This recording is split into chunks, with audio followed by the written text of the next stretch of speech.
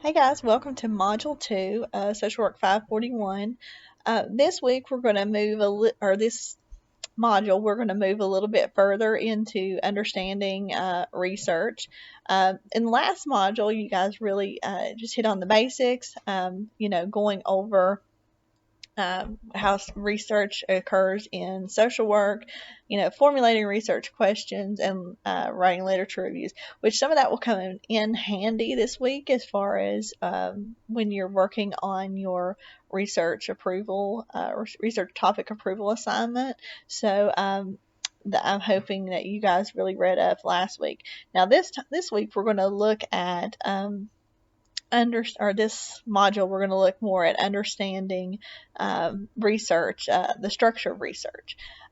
Now, as far as two major types, I really want you to understand, and the reading really hits hard on this in chapters 19 and 20, the understanding the difference between quantitative and qualitative research.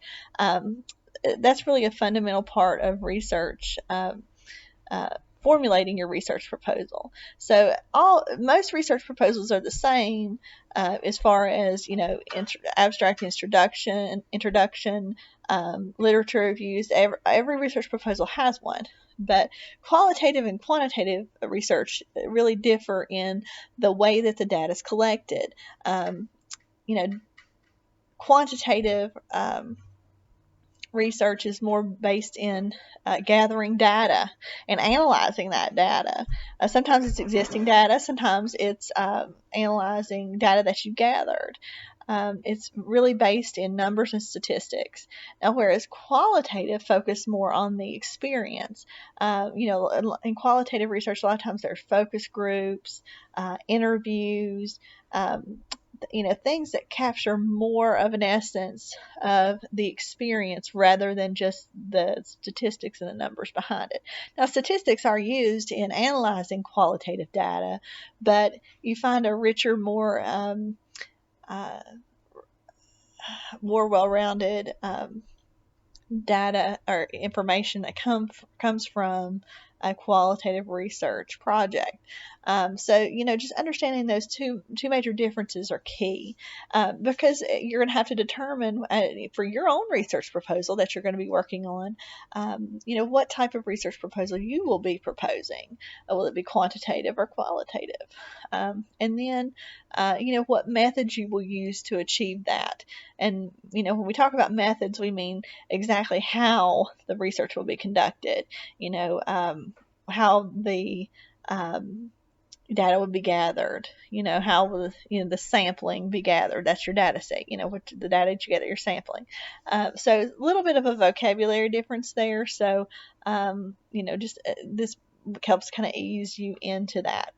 Now, also, keep in mind we still have the Tuskegee book out there, and I don't have a pace set for that reading on that, but you should be reading and keeping up with that, because there will be an assignment due in Module 3 for that.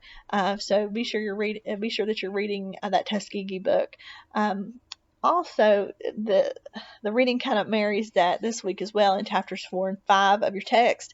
Talks about research ethics and cultural competence, and that really hits home with the Tuskegee book as well.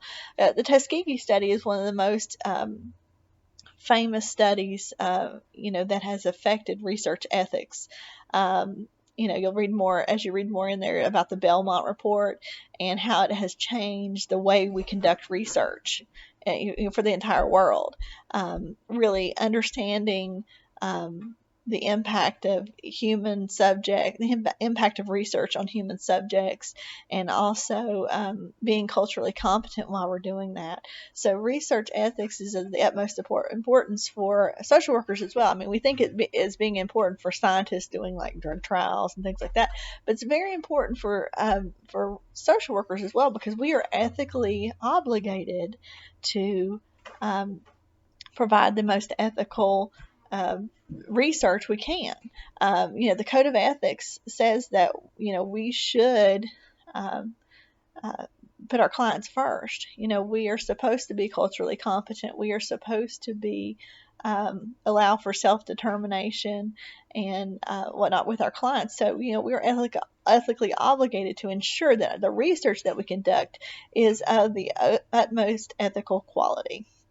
Okay, so think about it in terms of those terms as well when you're formulating your own research proposal. Are there any cultural considerations?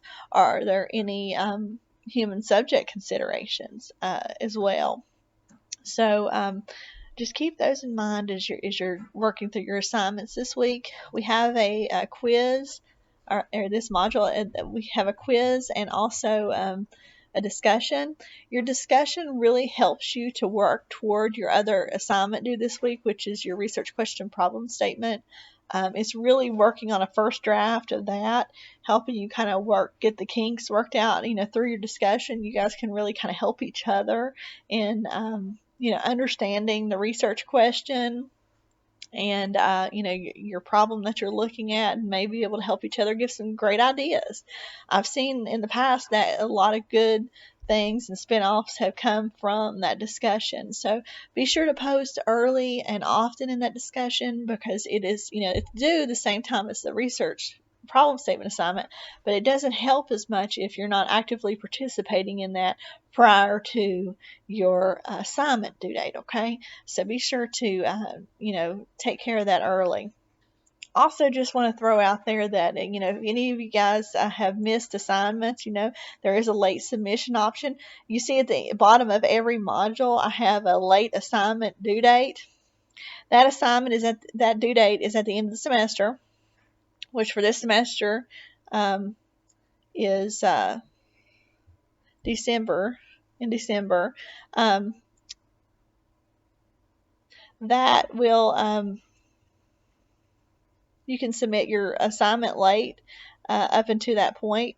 Now that applies to every assignment other than the discussion forum. Discussions are due on the due date. There are no exceptions, no late submissions for discussions, because discussions really, after the discussion has closed, and no one else is participating in the discussion, it doesn't benefit you or your peers to post at that point. So discussions close and late submissions will not be accepted for discussions. But if you have missed a quiz, you can complete that quiz up until that final date. You can complete your other written assignments up until that date. I will tell you, for the research question problem statement assignment, I can't. That has to gain approval before we can move forward with your research proposal. So that could really put you behind if you don't get that one in on time or pretty quickly after. Okay, so be sure to take a look at the late assignment guidelines in the syllabus as well. Okay, so that's pretty much does it for Module 2.